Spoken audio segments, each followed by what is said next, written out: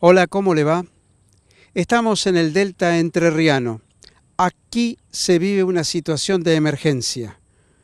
Alrededor de 1.400.000 hectáreas han sido afectadas por el agua. La padecen pobladores y productores. Tendremos imágenes y testimonios. Ganadería con todos.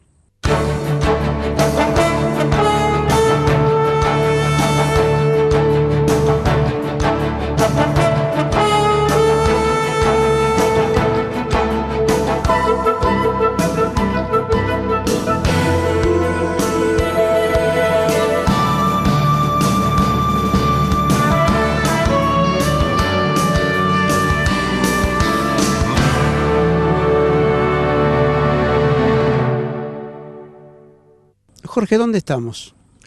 Bueno, en este momento estamos sobre la ruta de acceso a Villa Paranacito, en una de las zonas inundadas. Lo que bordea, que se ve al fondo, es el arroyo Sagastume, del cual pasamos un puente un poco más atrás y se pasa también otro en la ruta, un arroyo con una cuenca importante en nuestra región.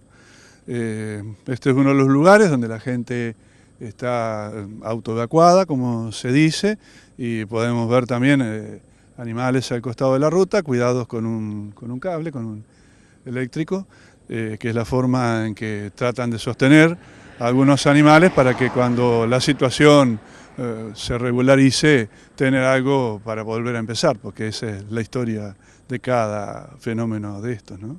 ¿Podemos calificar este acontecimiento como una tragedia, una circunstancia natural o una concurrencia de varios factores?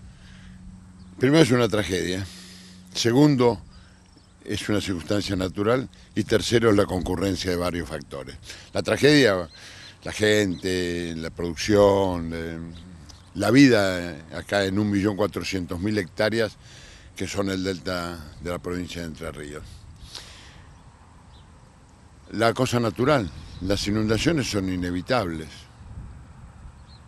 Por cierto, la sumatoria de factores, construcciones hechas sin respaldo técnico, ni hídrico, ni ambiental, hace que esta inundación, que por cierto es grande,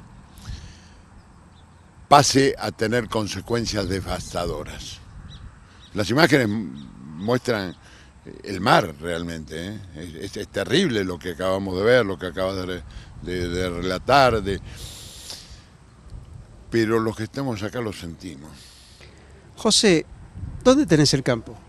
El campo lo tengo lindando con Papel Prensa y Arroyo Las Ánimas se llama. Es el lugar, te puedo explicar, más o menos unos 35 kilómetros de acá, tomando un camino que hay por acá adentro, digamos, viniendo de Buenos Aires, para explicarte, a la mano derecha sale un camino que va a Arroyo Martínez. Se llama el camino, digamos, Arroyo Martínez, por donde se puede llegar al campo donde yo tengo los animales. Tenía los animales, pues ya hace 3 meses que los he sacado, ¿no es cierto? José, tenías los animales se fueron, ¿a dónde? Y bueno, primero arrendé en un lugar donde parecía que no iba a llegar el agua, porque el agua vino con un poco de fiaca, parecía que no iba a ser el desastre que realmente hizo y está haciendo. Pero después de ahí me inundé nuevamente, lo tuve que cambiar a otro campo. Y bueno, y en ese campo estoy también bastante complicado porque lo poco que queda está muy recargado y estamos muy cerca del invierno. Y bueno, y no vamos a tener pastura para los animales que en el invierno, porque ahora de pronto llueve y hace un poco de calor y bueno, el pasto puede vuelve, de hecho vuelve, pero en el invierno ya no va a volver, o sea, lo van a comer y no va a volver, o sea que tengo que migrar nuevamente a otro lado. Advertimos de un lado de la ruta el agua, la inundación, la tragedia, y en algunos sectores del otro lado está seco, no pasó nada. ¿Por qué? Mirá, eso es una situación que se genera por obras realizadas por el hombre, de las cuales hay obras públicas y obras privadas muy importantes en la zona. Los diques tienen eso es lo que provoca ese fenómeno que vos estás mencionando, tienen una función útil y son realmente una necesidad en la región para preservar el patrimonio en este tipo de situaciones, para preservar también animales y poder seguir trabajando. Eso es algo que en términos generales no tiene bajo ningún punto de vista que ser algo objetable. Lo objetable es que se hacen sin ningún tipo de estudios, por lo tanto, y no solamente sin ningún tipo de estudios, sino con un concepto muchas veces mezquino, porque hay cosas que no precisan estudio, que son propias de la lógica. El agua va a salir por pendiente, el agua se desplaza principalmente a través de los cauces. Entonces, si hago un dique y cierro un cauce, realmente estoy generando un daño que objetivamente es un daño criminal y penado por el Código Civil de la Nación.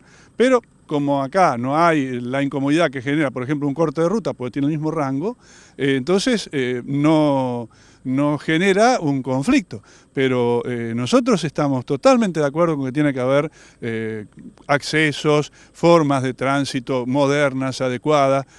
Pero bueno, no podemos hacer 20 kilómetros de camino sin un puente, porque entonces vamos a generar inexorablemente irregularidades y agravamiento de las inundaciones. Y el delta está en este momento en una situación bastante crítica porque se están combinando dos fenómenos, uno de origen natural, que es un año de fenómeno del Niño, que implica un aumento en las precipitaciones y en los niveles de los ríos, pero a eso se le suma también una importante transformación que está teniendo el delta en los últimos años con la construcción de terraplenes, diques que van alterando el régimen hidrológico natural de estos ecosistemas, y entonces, bueno, esa combinación de estos dos efectos está dando como resultado que muchas áreas del delta estén en estos momentos con una mayor cantidad de agua y con un tiempo de permanencia mayor también, ¿no? O sea, en condiciones naturales uno esperaría que el agua pueda discurrir por la llanura de inundación del río Paraná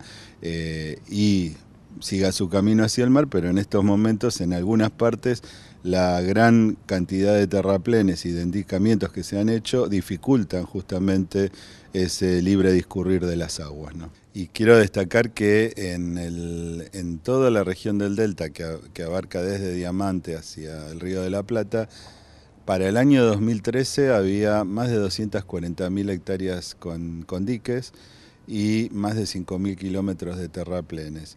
Y básicamente están concentrados justamente en esta zona del delta, del Bajo Delta, que abarca una porción bonaerense y una porción entrerriana. O sea, es el gran núcleo de terraplenes y endicamientos está en esta zona, por lo tanto esta es la zona más alterada y con mayores efectos por las inundaciones en estos momentos.